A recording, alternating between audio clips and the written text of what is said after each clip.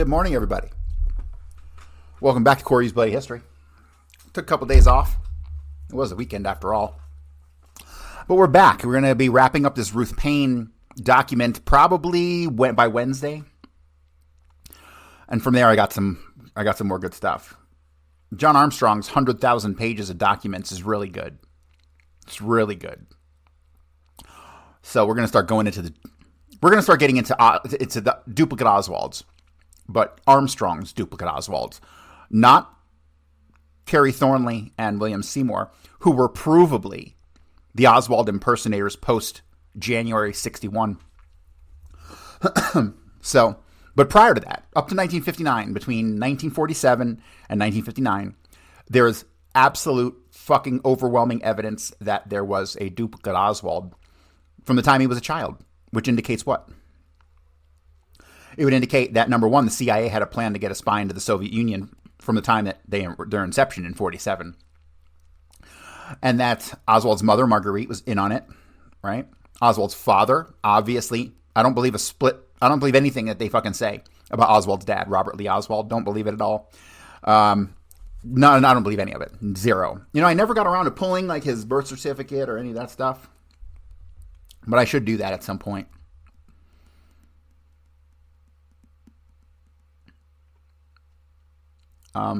So, I'm sorry, I totally lost my train of thought. So we're just going to get back to the document. This is page 133 of 230. And let me see, I don't have a date here, but it says on December 23rd, 1963, Michael Paine was interviewed at 2515 West 5th Street, Irving, Texas, by Special Agent Bardwell Odom. So if you'll recall, Bardwell Odom gets dragged into the Magic Bullet story. Allegedly, Bardwell Odom goes back and talks to Daryl Tomlinson and O.P. Wright and gets them to admit that the bullet they found looks just like the magic bullet, right? But then when they talked to Bardwell Odom years later, Josiah Thompson did, when he went and talked to Bardwell Odom, Odom's like, I never had the bullet. I never went and talked to those guys. So he denies it all, right? So the FBI faked a whole lot of shit. And they unwittingly dragged Bardwell Odom into it. All right, let me continue. Mr. Paine advised that on November 23rd, 1963, he did not make any statement to anyone that he felt was sure Lee Harvey Oswald had killed the president, but did not feel Oswald was responsible. He stated he did not say that he knew who was responsible. Mr. Paine advised that what he did say, in fact, in a conversation with his wife, was that he was not sure that Oswald had killed the president because at that time he had no facts at his command. Mr. Paine stated he realized that Oswald could do such a thing, but that it seemed so unreasonable. He, at that time, had his doubts. Mr. Paine flatly denied at any time saying that he knew who was responsible for the president's death other than Oswald. All right, so there's a story. I don't know if the document's going to be in here. Let me see if the next page is that document. No, it doesn't look like it. So let me tell the story here. So allegedly, there was a phone operator who connected a call at exactly 1 o'clock. And that call was between Michael Paine, who was at Bell Helicopter, and Ruth Paine, who was at home. And allegedly, this phone operator listened to the conversation between Michael Paine and Ruth Paine. And according to this operator, there were statements made that they knew who was responsible for the assassination.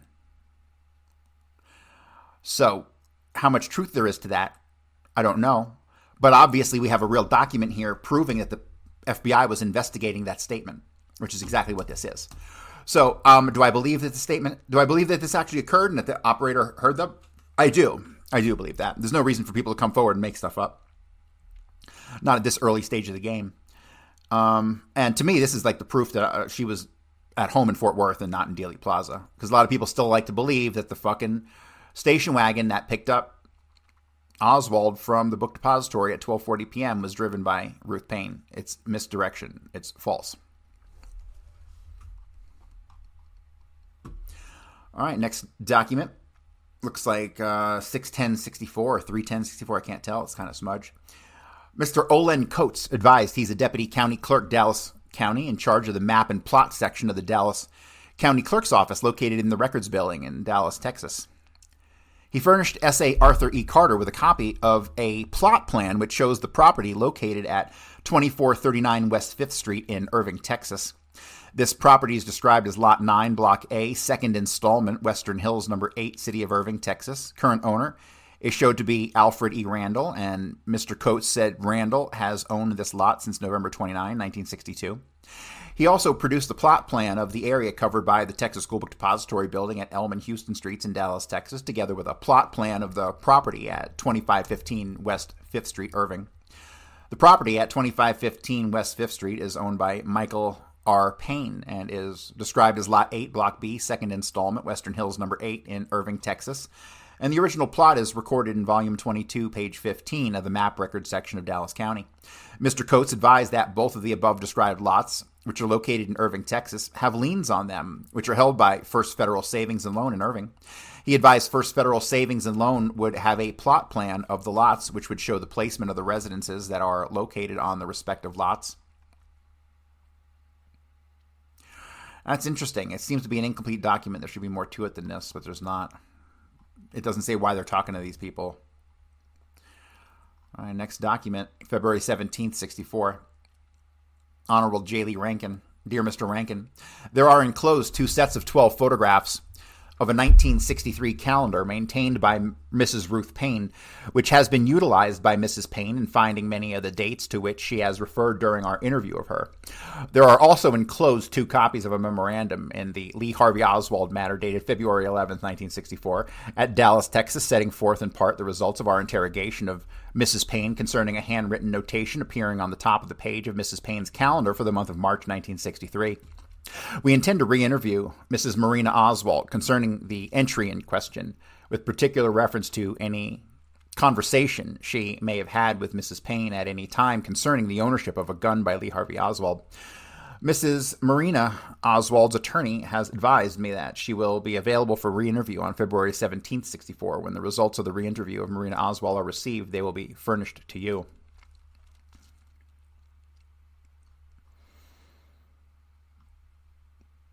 All right, so next document seems to pick up in the middle once again. I hate when they do this shit. Teletype to Dallas, reference Lee Harvey Oswald's FBI document. Home on April 11 last. That's where it picks up. That's the whole thing. It cuts off before that. There is no notation re this visit in Mrs. Paine's calendar. Ascertain how she was able to fix the April 11 date, which is one day after the Walker incident. Personal attention, Bureau Airtel, December 16 last, requesting the Texas Import-Export Company and the POB it utilized in Fort Worth in November 62 be identified in inquiry and conducted nature of association in this company with subject and or wife. Refer to interviews of Eddie Riddell and Jack Leslie Bowen on pages 467 and 469 of your December 23 report case. Note that Riddell, R-E-D-D-E-L-L, admits discussing in detail with Bowen his plan to set up import-export business dealing with leasing of heavy equipment in Mexico. Bowen was former fellow employee of Oswald at Jaggers Charles Stovall, and his name was used as reference on Oswald's library card. That's fucking interesting. That is super interesting. I think we're going to have to pull everything on Eddie Riddell, R-E-D-D-E-L-L, and Jack Leslie Bowen, B-O-W-E-N. And it says here on pages 467, 469 of your December 23 report case, note that Riddell admits discussing in detail with Bowen his plans to set up an import-export business dealing with leasing of heavy equipment in Mexico. You know, it was the other Bowen on the bus ride with somebody heading to Mexico City. That wasn't Oswald. He's got my spidey sense is going off here, it's tingling. So we're gonna have to dig that up. Bowen was a fellow employee of Oswald at Jaggers Charles Stovall, and Jaggers Charles Stovall is a CIA contractor, by the way. If you think Jaggers Charles Stovall, who would hire Oswald after he was a communist false defector, give me a fucking break. It's a CIA operation. Re-interview Riddell to determine if Texas Import-Export Company may relate to his proposed venture. Re-interview Bowen, develop background data including identify parents and ascertain if he may be related to Albert Osborne, a.k.a. John Howard Bowen, missionary in Mexico. who was fellow passenger of Oswald on bus trip to Mexico City, questioned Bowen re his conversations with Riddell concerning establishing import-export company, ascertain if Texas import-export company is of significance to him, and if he ever discussed import-export idea with Oswald, advised as to results inquiry, requested re Bureau Airtel December 16 last.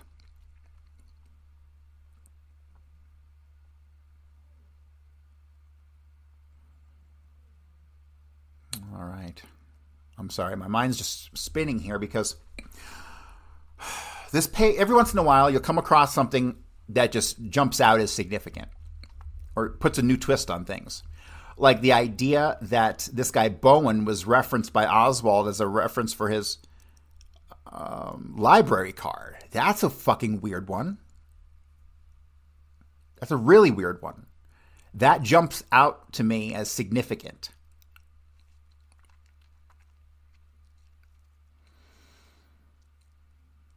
Have to figure this out, the relationship between Oswald and Bowen, and if Bowen was related to the other Bowen, a.k.a. Albert Osborne.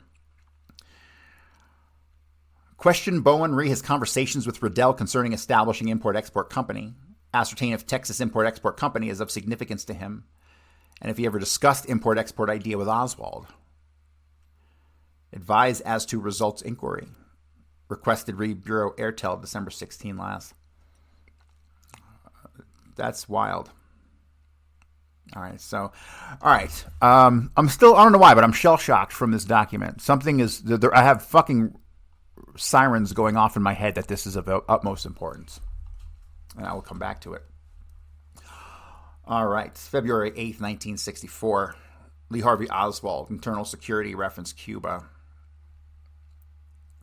Date property acquired 13164. Source from which property acquired. Ruth Paine, 2515 West 5th, Irving, Texas.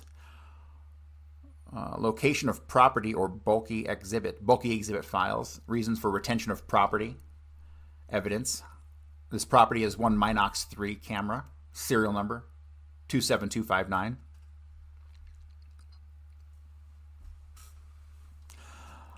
And it was turned over to Bardwell Odom. And then now it's in the possession of the FBI laboratory. So what we need to do is figure out the serial number of the Minox that was allegedly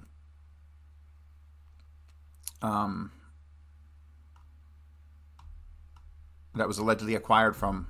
Wait a minute. Hang on a second. Let me check the dates here real quick. The dates here are setting off alarm bells. So bulky inventory of property acquired as evidence. Okay, so this is dated February 8th of 64. The property acquired 131 of 64. The property acquired was the Minox 3 camera, serial number 27259, and it's in the possession of the lab. Okay, this was not a return, so they were still in possession of it at this time. So that means that the property was taken from Ruth Paine on 13164. So this is different from this alleged camera they took from Oswald, which should have a different serial number.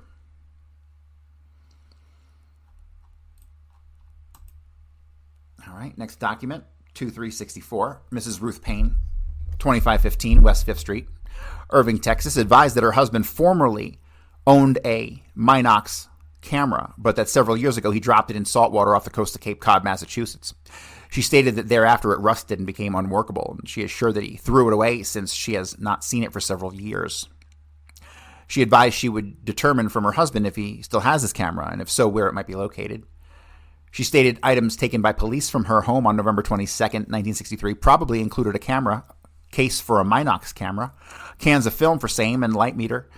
She stated that she knows Michael Paine had a light meter, but she does not know if it was a Minox light meter.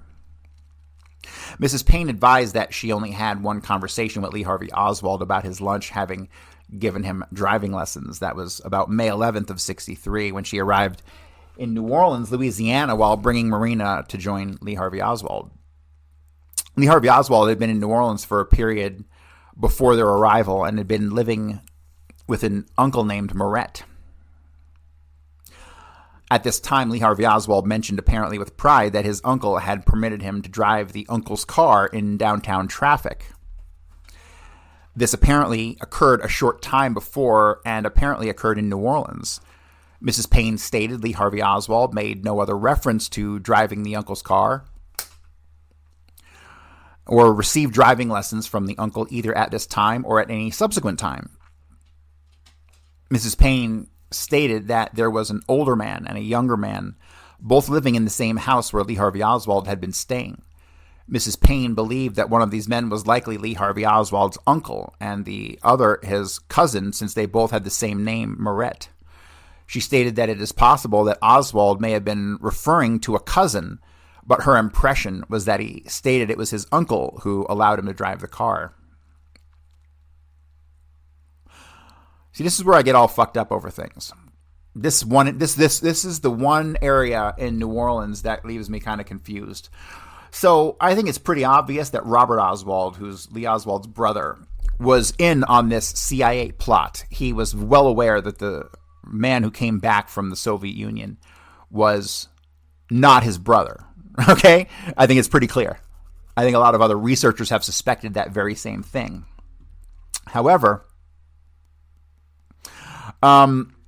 Moret, the Uncle Moret, I believe, is... The Uncle Moret, I believe, is unquestionably the real uncle of the real Lee Harvey Oswald. And Aunt Moret had stated that a man with gray hair, elderly man with gray hair, who she later identified as Clay Shaw, had come to the house looking for Oswald. So I wonder yet again, are we in a situation where we have family members who are tolerating the obviously false Oswald?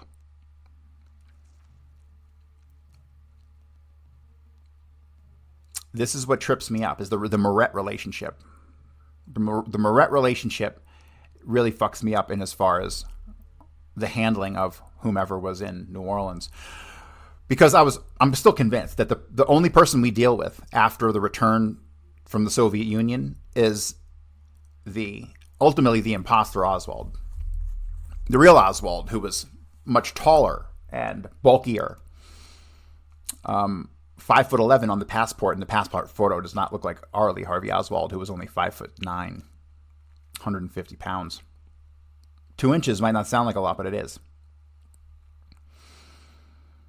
So yeah, this relationship here with the Morets trips me up. It's the only thing that really trips me up in as far as who was handling who down in New Orleans.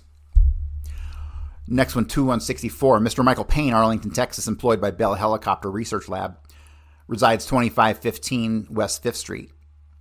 Furnished the following information. He owns a Minox camera and that it is at his home in Irving, Texas. Well, hang on a second. This is dated 2164. We've got the day before 13164, the receipt of the camera delivered by delivered by Ruth Paine. So he says he owns a Minox camera, that it's at his home in Irving, Texas. Several years ago, he dropped this camera in salt water off the coast of Cape Cod. After retrieving it, soaking it in kerosene and cleaning the same, it appeared to be in good working condition. Thereafter, someone bent the shutter by pulling the lens out too far. And to the best of his knowledge, it is not now in working condition. He stated that he did have some cans of film and that some of them were probably exposed film, but that the pictures made on this film would be at least 5 years old. He stated that he had a case for the camera and other accessories, including a light meter. He's not sure that this was a Minox light meter, but he believes that it was. He stated that when police came to his house on November 22nd, 63, they took an entire contents of a drawer containing photographic equipment, which included the items mentioned above with the exception of the camera. He stated that this camera was in his garage at the time and that although he mentioned the camera to the police, they did not seem interested in it. He stated that he is sure that Lee Harvey Oswald never used this camera and he's of the opinion that it was not in working condition at the present time. Mr. Paine advised he has no knowledge about a no admittance sign which was picked up by police at his residence. He stated the sign is not his and he's never seen it.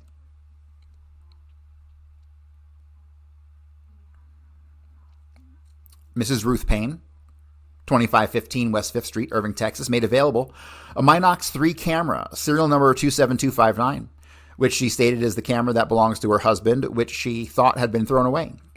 She stated that she had located this camera in a coffee can in their garage after Michael Paine telephoned her and told her where to find same.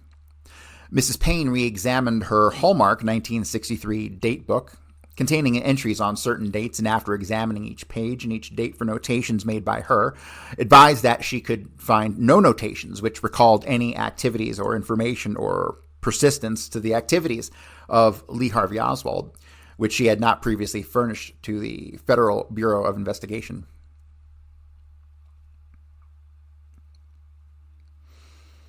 Next one, subject Lee Harvey Oswald, Internal Security, Restricted Cuba. Re-Bureau telephone call, Mr. Robert E. Leniham, Leniham, 11 a.m., 13164, requesting all physical evidence in possession Bureau field offices to be sent to the Bureau. Enclosed via registered mail are the following articles, which have been assigned to a DL identifying number and photographed prior to mailing. DL1, Hallmark Date Book, 1963, its calendar, obtained from Miss Ruth Paine, 2515 West 5th Street, Irving, Texas, 12163, by Bardwell Odom, bearing handwritten notations of Mrs. Paine reported on page 381 through 388. Report Essay Robert P. Gemberling, Dallas, 113063, not previously furnished to the Bureau. DL2, 2 cardboard cartons submitted by Dallas Airtel, 121263. Returned 122063 after latent fingerprint section advised under date 122063. No latent impressions of value for identification purposes on boxes. The results of examination reported in Report Essay Robert Gemberling, Dallas 1764, page 63. DL3, Minox camera, serial number 27259, obtained from Mrs. Ruth Paine, 2515 West 5th Street, Irving, Texas, by Bardwell Odom, 13164, information not previously reported and camera not previously furnished Bureau. Oh, there's a sentence under it in handwriting that I can't read. It says 3 Xerox copies. Can't read that. I can't read the rest of it. And then it's dated 2564. That's where a lot of the goods are, man, hidden in sentences like that. Like Jim Garrison's notes in the columns of his documents. Excellent stuff. Once again, we have a document that says Lee Harvey Oswald, and there's a circle between Harvey and Oswald. Now, this circle is pissing me off because I've always been under the impression that that circle, when you have a name and then there's a circle written between two of the names but above it, that indicates that there's a name missing. Like on the Jack Valenti file, it says Jack Joseph Circle Valenti. Every fucking page where it says his name, there's a circle between Jack and Joseph and Valenti. And that's because his real birth middle name is Malachi. They called him Mel. And every time that name's missing, there's a circle there. So I assumed that circle meant the name is missing. Why the fuck is there a circle between Harvey and Oswald? Anyone figures out why there's a circle between Harvey and Oswald, or why the FBI uses a circle above between names, and I'll send you a free signed copy of my book, okay? Just email me, Corey@CoreyHughes.org, when you figure it out. Rebutel, January 30th, requesting Dallas to immediately conduct investigation to resolve discrepancy in Dallas PD inventory reflecting Minox camera and laboratory inventory reflecting Minox light meter. Oh, and to get that book, you have to be the first person to get me that name or the information on why the circle between the names is relevant and what that actually means. I can't be sending out 10 books if 10 people get it, right? But first person that gets me that information gets a free signed book. January 30, Mrs. Ruth Paine advised her husband owned a Minox camera which became rusty and unworkable due to being dropped in salt water. Stated other paraphernalia pertaining to this Minox camera was retained by her husband. She stated there were some cans of Minox film belonging to her husband, which she presumes were taken in the search. She states her husband had some brand of light meter, which may have been taken in search. On instant date, Michael Paine made available the above-mentioned Minox camera, serial number 27259, which he states has not been used for about 5 years. He considers it unworkable because of shutter damage. States there may have been exposed and or unexposed film for this camera in the material seized in search of his residence. States any exposed film would have been taken no more recently than 5 years ago. Mr. Paine stated he had a light meter, which may have been a Minox light meter, which he presumes was taken in the search. Dallas PD aware that no Minox camera obtained in search. Minox camera obtained from Michael Paine today will be forwarded to Bureau with other evidence after being photographed at Dallas. All right, so now here we have a statement from Dallas PD to the FBI stating that no Minox camera was obtained in the search. So if we can find in the list of Oswald's possessions a Minox camera, we know somebody's fucking lying.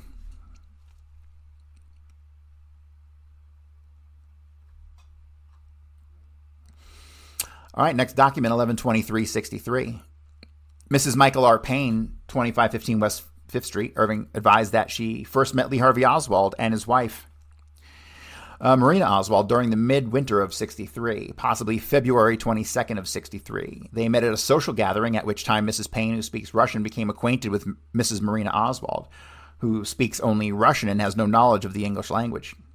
Mrs. Paine stated that in approximately April 1963, Lee Harvey Oswald and his wife Marina visited them at their home where they had dinner together. Mrs. Paine stated that during this period, Oswald was employed at Jaggers Child Stovall, a blueprinting company located at 522 Browder Street, Dallas, Texas.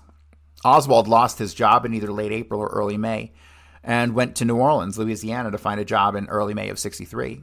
Mrs. Paine stated that on May 10, 63, she drove Marina Oswald and her child to New Orleans, Louisiana, to join Lee Oswald. Mrs. Paine further stated that following Lee Harvey Oswald's arrest for distributing pro-Castro literature in New Orleans, Louisiana, he lost his job and Mrs. Marina Oswald was in the late stages of pregnancy with their second child. Mrs. Paine stated that she is very fond of Mrs. Marina Oswald, felt sorry for her, so she drove to New Orleans, Louisiana on September 23rd and took Marina Oswald back to Irving with her. They arrived in Irving, Texas on September 24th, 1963. When they left Louisiana, Lee Harvey Oswald was still in that city. However, Mrs. Paine stated that she later determined from a rough draft of a letter that Lee Harvey Oswald left lying around the house that he had apparently gone to Mexico City, where he contacted the Soviet embassy and apparently the Cuban embassy. Mrs. Paine stated that on October 4th, 1963, Lee Harvey Oswald contacted his wife Marina Oswald at her residence and advised her that he was now in Dallas. He indicated that he never arrived in Dallas on October 3rd, 1963, and had an apartment somewhere in Dallas, which address he did not give. Mrs. Paine did learn that Oswald moved to another apartment a few days later, which was the apartment that he was apparently residing in at the time of his arrest on November 22nd. She is so fucking full of shit. Ruth Paine needs a fucking big punch in the fucking face for lying to the American people for the last 60 fucking years. You think it was just a goddamn chance that Marina was at a party with a fucking Russian speaker and then happened to live with her and be her fucking babysitter for the next 6 months? Give me a fucking break. I swear to God, these fucking people think we're stupid. And this fucking cunt, Ruth Paine, is still going around the country fucking doing tours. It's unfucking believable, this fucking whore who made porno films fucking in possession of the FBI. I really fucking hate this bitch. She needs to be confronted, but there's not enough substance to confront her on anything. Just minor contradictions here and there, but there's enough minor contradictions to fucking prove that she was in on this thing.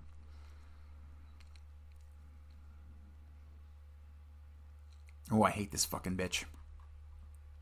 Mrs. Paine stated on Monday, November 18th, 63, Miss Marina Oswald telephonically contacted Lee Oswald at a telephone number which Mrs. Paine stated she cannot recall, and she had Mrs. Paine ask for Oswald by his true name. Oswald apparently became quite incensed with his wife for giving out his true name since he was apparently living at this apartment under another name. Bullshit. Lies. Mrs. Paine stated Lee Harvey Oswald received mail, which included newspapers and periodicals from the Soviet Union at her address. This mail first began arriving on October 5th, 1963. Mrs. Paine denied that Oswald had received any mail at her address prior to October 5th, 1963. Mrs. Paine further stated that on October 5th, 1963, Oswald obtained a job as a laborer at the Texas School Book Depository, 411 Elm Street, Dallas, Texas. According to Mrs. Paine, after Lee Harvey Oswald returned to Dallas on October 3rd or 4th, 1963, he usually visited with his wife on weekends at the Paine's residence in Irving, Texas. That's a lie. He was living there. He was living there. That's the only address that fucking anyone ever knew of him to have been living at. There's no evidence Oswald ever stayed anywhere else. On Thursday, November 21st, 1963, Oswald came and spent the night at her residence in Irving, Texas. Mrs. Paine stated that evening, Oswald went out to the garage where he had many of his personal effects stored and spent considerable time in apparently rearranging and handling his personal effects. Mrs. Paine stated she later determined Lee Harvey Oswald had a rifle wrapped up inside a blanket among some personal effects in her garage. Mrs. Paine stated she did not realize this until Mrs. Oswald admitted it to Dallas police detectives on November 22, 1963, at which time she turned over to the Dallas police officers the blanket which the rifle had been wrapped in. Mrs. Paine stated that she did not think Lee Harvey Oswald was a very logical individual, but at no time did he ever give any indication to her that he would do a violent thing such as killing an individual. Mrs. Paine stated that Oswald claimed to be a Marxist, but she just considered him to be a little bit odd and nothing further, and that her main friendship was with the Oswalds was with Marina Oswald. What a lying bitch. Such a fucking snake. All right, 11/24/63. Catherine E. Ford, 14057 Brook Crest in Dallas, voluntarily appeared at the Dallas office and advised she is a friend of Marina Oswald's, the wife of Lee Harvey Oswald. Mrs. Ford said she was born in Russia and came to the United States over 20 years ago. She stated she became acquainted with Marina Oswald and her husband because of the fact they were both from Russia. She stated the first met Oswald's the fall of 62 through one George Bowie, Bouhe, who resides in Fort Worth, Texas.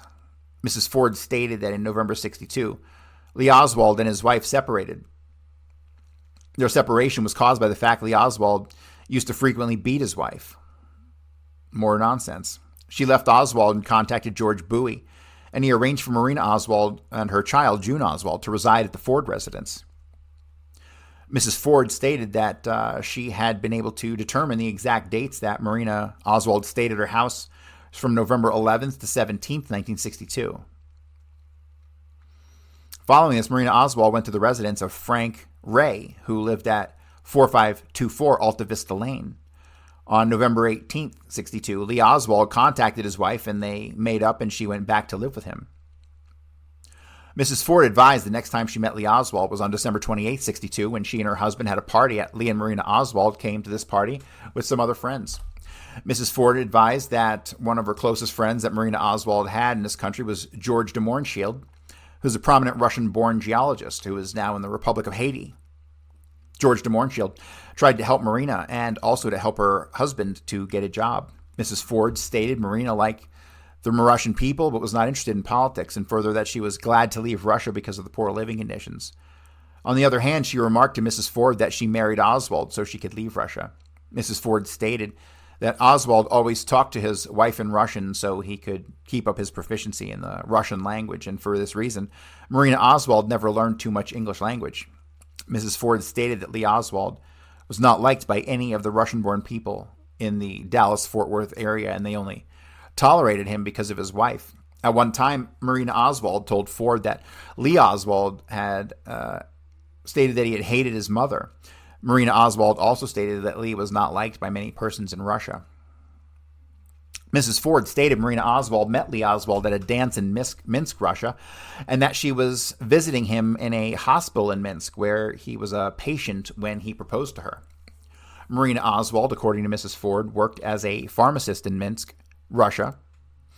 Marina Oswald told her that her husband went to Moscow in 1959 where he had an exhibition and worked for an exhibition and then defected to the Russians at this time.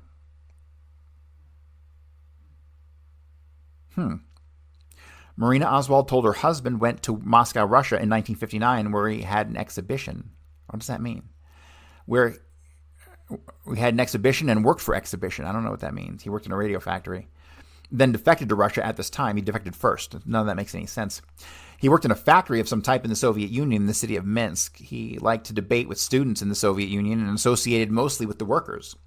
According to Mrs. Ford, the reason Marina Oswald stated her husband came to the United States was that he did not think the living conditions were good enough, and he stated he could not stand another of the hard Russian winters. Lee Oswald also stated that he had wanted to get out of Russia before his daughter June was born, but the American embassy held him up.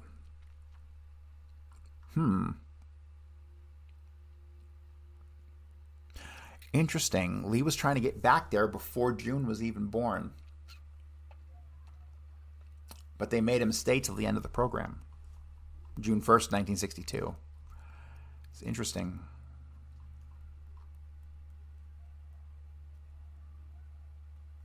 Interesting, his daughter's name is June, and the Russian program he was involved in ended on June 1st. Wild, huh? All right, next one. Cross-reference sheet. OPNAV form 3210. Date prepared 3rd January 64. Prepared by NCIS. Oh, Navy. NCIS C-32. Whole bunch of stuff redacted here. Subjects redacted, also known as redacted. Identifying data, part of it's redacted. Date of birth 9/3/32. New York City, attended summer sessions 1957. University of Pennsylvania, Philadelphia, and studied Russian. Confidential informant advised. Redacted. Member, it was about Ruth Paine. Member of the Something Young Friends movement of Philadelphia, who were interested in relaying, I can't read that word, fast east-west tensions, and as a result got in touch with Lee Harvey Oswald and family through pen pal activity. Hold on a second.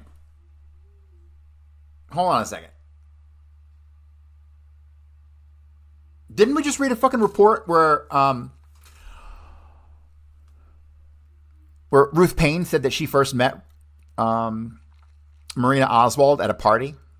They were connected by George Bowie, right? Isn't that the fucking story?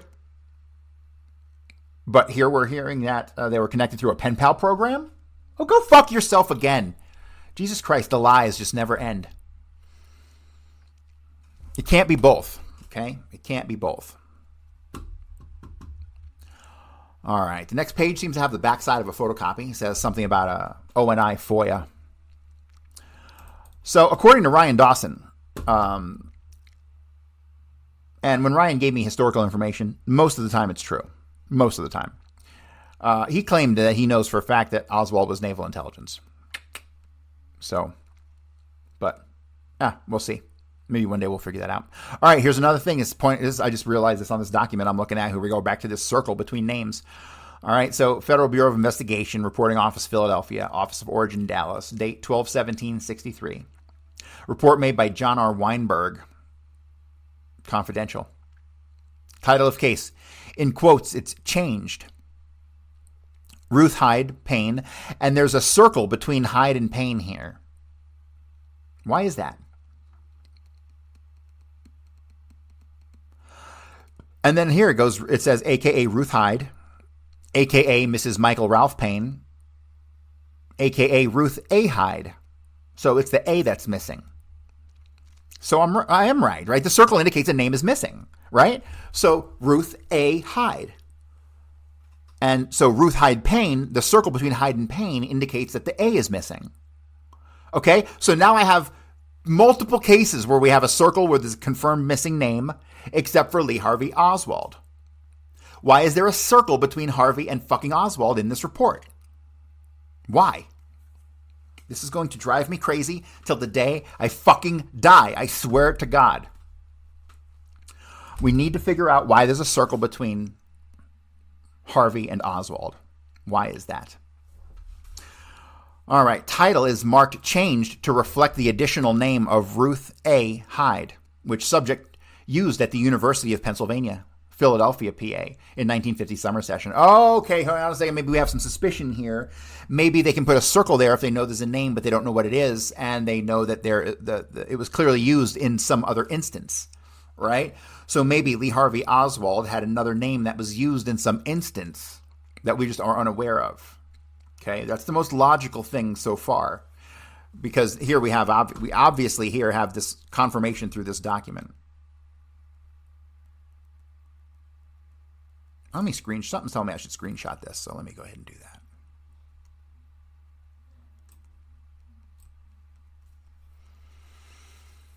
that. This is submitted by Hosty.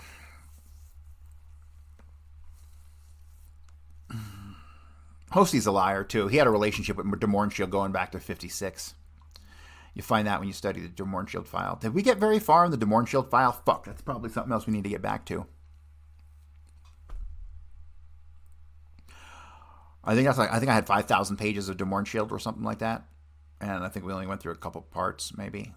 I don't know. We'll have to see. We have years of content ahead of us, guys. All right. So reported John Weinberg to 717th, Field Office 105-9987, title Ruth Hyde Paine, no circle there. Internal security R is restricted. Synopsis: Ruth A. Hyde, date of birth 9/3/32, New York City, attended summer sessions 1957, University of Pennsylvania, Philadelphia, and studied Russian. Confidential informant advised Ruth Hyde Paine, member of Young Friends Movement of Philadelphia, who were interested in relaxing East-West tensions, and as a result got in contact with Lee Harvey Oswald family through pen pal activity.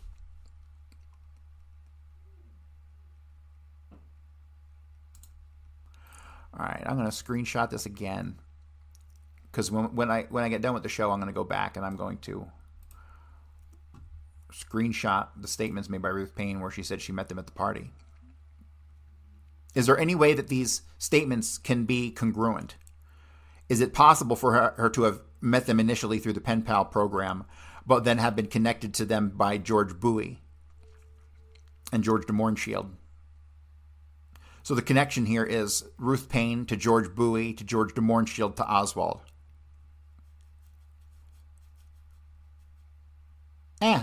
We got 3 out of 4 CIA. How much you want to bet George Bowie CIA to? All right. At Philadelphia, December 16th, 63, Maud Tracy, TRACY, Alumni Record Office. University of Pennsylvania advised S.A. William Smits her record reflected that Ruth A. Hyde, 1308 Pine Street. Parent William A. Hyde, 4400 Clenmar Avenue, Columbus, Ohio, dated of birth September 3rd, 32, New York City, attended the summer session of the University of Pennsylvania in 57. Her course taken was elementary Russian, a 6-week course with 6 credit hours. She received the mark grade of B. On December 16, 63, Maureen Paris, Secretary, Russian Language Department, University of Pennsylvania, advised that there is now no one in this department who had been there in 57, and she had no information regarding Ruth A. Hyde in the department. Miss Paris advised that Vladimir Sajkovic, presently instructor at Mount Holyoke College in South Hadley, Massachusetts, was the chairman of the Russian department in 1957.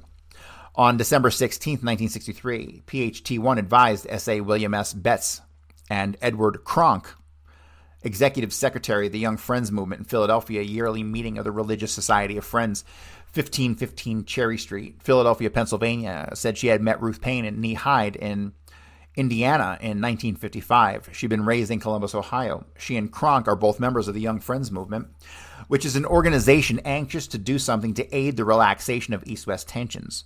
They are active in getting pen pals and encouraging personal contacts with people on both sides of the Iron Curtain. They've also formed small study groups to become conversant with Russian culture and folkways.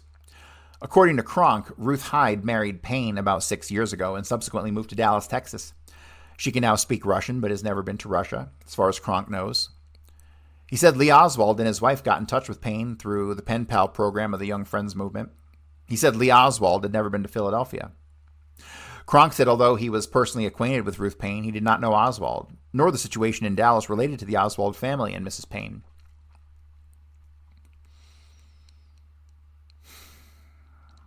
All right, next one. FBI document, December 17th, 63. Ruth Hyde Paine, Internal Security. Report of Special Agent John Weinberg, dated December 17th, at Philadelphia, as captioned above. All sources whose identities are concealed in reference communication have furnished reliable information in the past.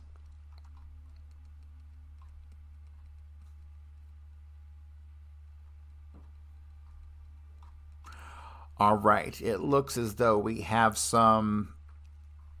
multiple pages of Mr. Paine, looks like, being interviewed by Liebler, so this is Warren Commission stuff. All right, we're going to return to this tomorrow because it's kind of lengthy and I don't want to start a new section this late in the show. So thanks for tuning in, everybody. We will have a new episode of Bloody History World War II later on this afternoon, and if you're not subscribed to that, you're just a fucking loser. Seriously. You want to learn something or not? You need to get on board with Bloody History World War II. It's going to be, when it's all said and done 2 or 3 years from now, it will have been the most comprehensive analysis of World War II and Adolf Hitler the world has ever seen. So I highly advise that everyone come over and subscribe.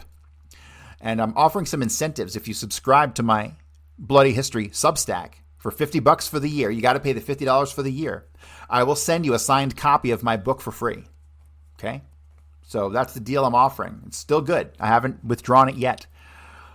But that's going to do it for me today, guys. I will be back tomorrow. Thank you.